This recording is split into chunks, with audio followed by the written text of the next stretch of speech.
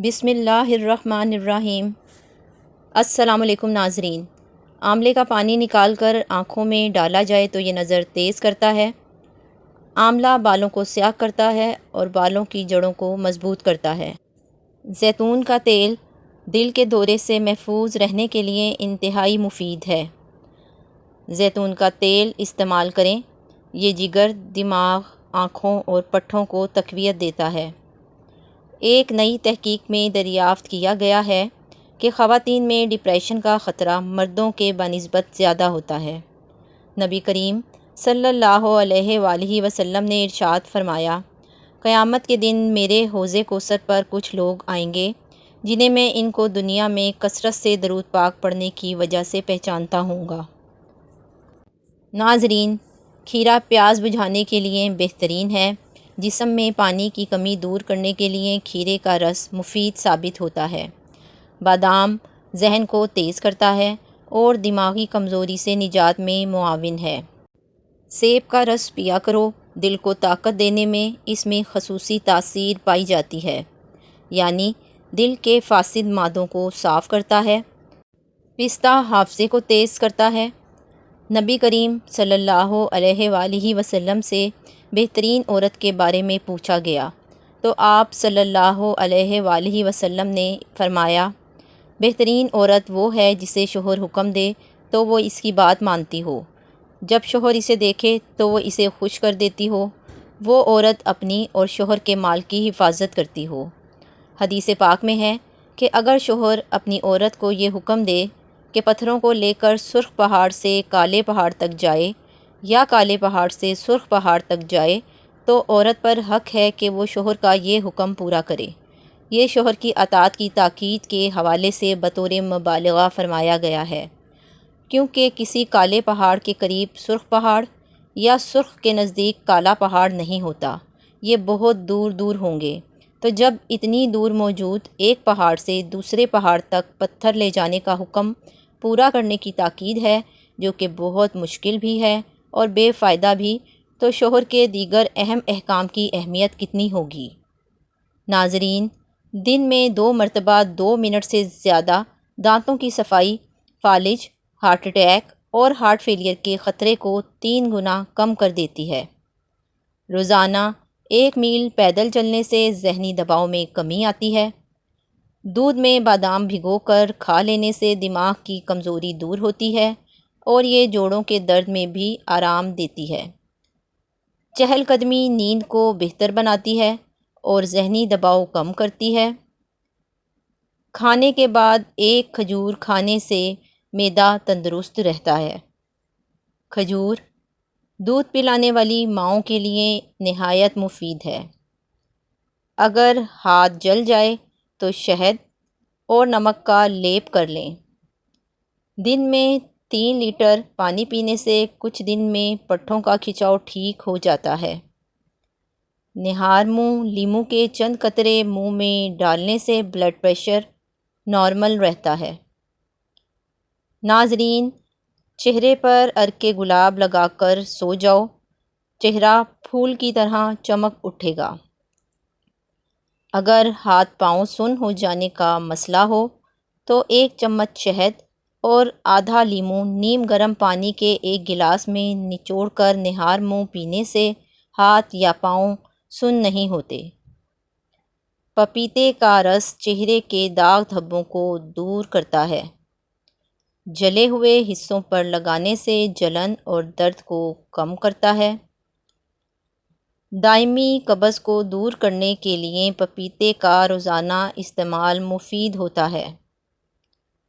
سوتے وقت جن لوگوں کا منہ کھلا رہتا ہے یا خراٹے لیتے ہیں، ان کو وزن کم کرنا چاہیے۔ ناظرین، خالی پیٹ سونے سے اعصابی طاقت میں کمی آتی ہے۔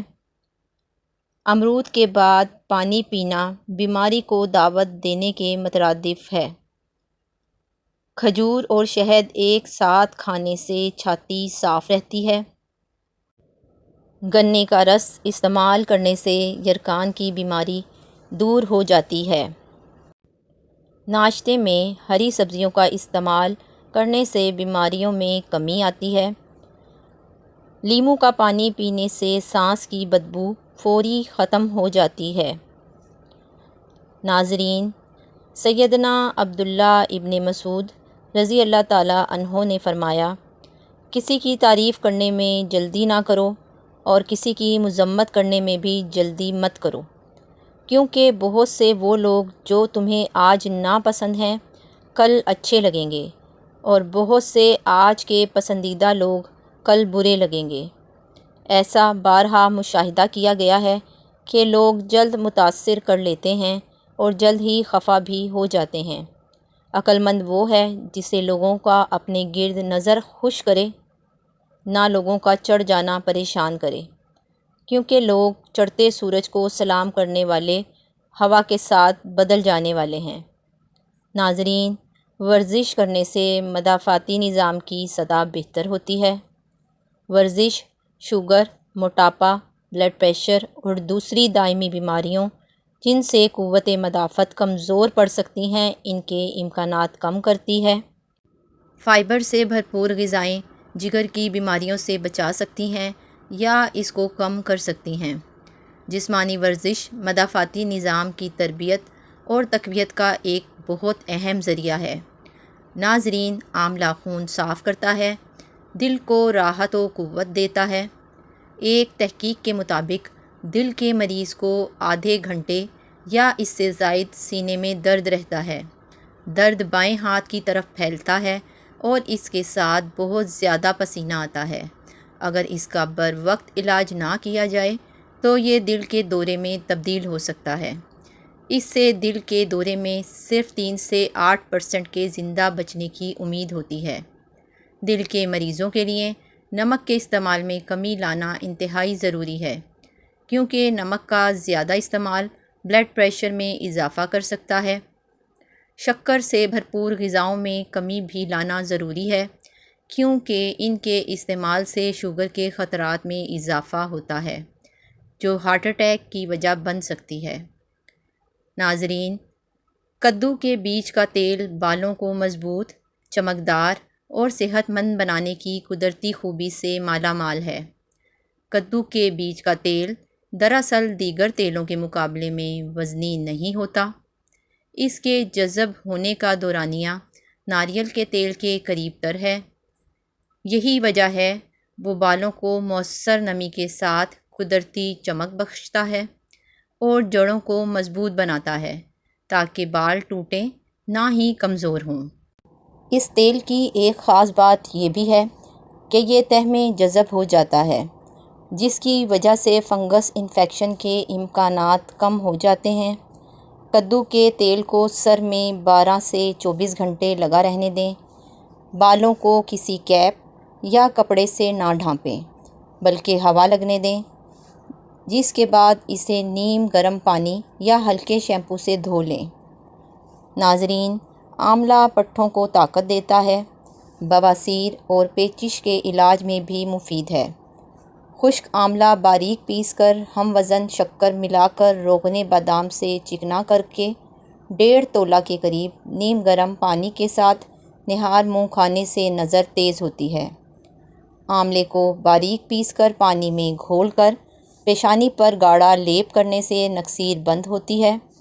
7 ماشا آملے موٹے موٹے کوٹ کر پانی میں بھگو دیں اور 3 مرتبہ ایسا کریں، اور یہ پانی جالی والی آنکھوں میں ٹپکائیں تو جالا دور ہو جاتا ہے۔ ناظرین، بچوں کو سوتے میں پیشاب کی عادت ہو تو آملے ہم وزن سیاہ زیرے کے ساتھ پیس کر اور شہد ملا کر چٹائیں، بچوں کو یہ مسئلہ حل ہو جائے گا۔ ناظرین، نکسیر کا خون اگر بار بار بہتا ہو تو اس سے دماغ کمزور ہو جاتا ہے۔ اگر آملے کا استعمال کیا جائے تو اس بیماری سے ہمیشہ کے لیے نجات مل سکتی ہے۔ زیتون کا تیل اور ہلدی ملا کر چہرے پر مساج کرنے سے کئی سالوں تک جھریاں نہیں آتیں۔ جس انسان کو یہ معلوم ہو جائے کہ یہ دن اس کی زندگی کا آخری دن ہے، یہ آج کی رات اس کی زندگی کی آخری رات ہے، تو کیا وہ دنیا کے پیچھے بھاگتا ہوا دکھائی دے گا آپ کو؟ کیا وہ مال و دولت، بنگلے، گاڑیاں اور ڈگریاں جمع کرے گا؟ یہاں جو چند گھڑیاں زندگی کی باقی ہیں، ان میں اللہ کو منانے اور زیادہ سے زیادہ نیکیاں کمانے کی تگ و دود کرے گا۔ صحابہ کرام رضی اللہ عنہم کے اندر یہی احساس زندہ تھا۔ انہیں اس بات پر کامل بھروسہ تھا کہ موت کسی بھی لمحے کسی بھی جگہ آ سکتی ہے۔ ہم کیوں غافل ہیں اپنی موت سے؟ کیا ہم سرٹیفکیٹ لے کر آئے ہیں اللہ سے کہ تندرست ہیں تو موت نہ آئے گی، جوان ہیں تو بوڑھے ہونے تک مہلت ہے؟ کتنے ہی لوگ ہیں ہمارے ارد گرد جو اچانک اپنی زندگی کی بازی ہار گئے۔ اپنی سانسوں کی قدر کیجیے۔ جب تک ان کی ڈوری چل رہی ہے، ہر لمحے کو قیمتی سمجھ کر اپنی آخرت کے لیے کچھ جمع کر لیں اور اپنی ابدی زندگی بہتر بنا لیں۔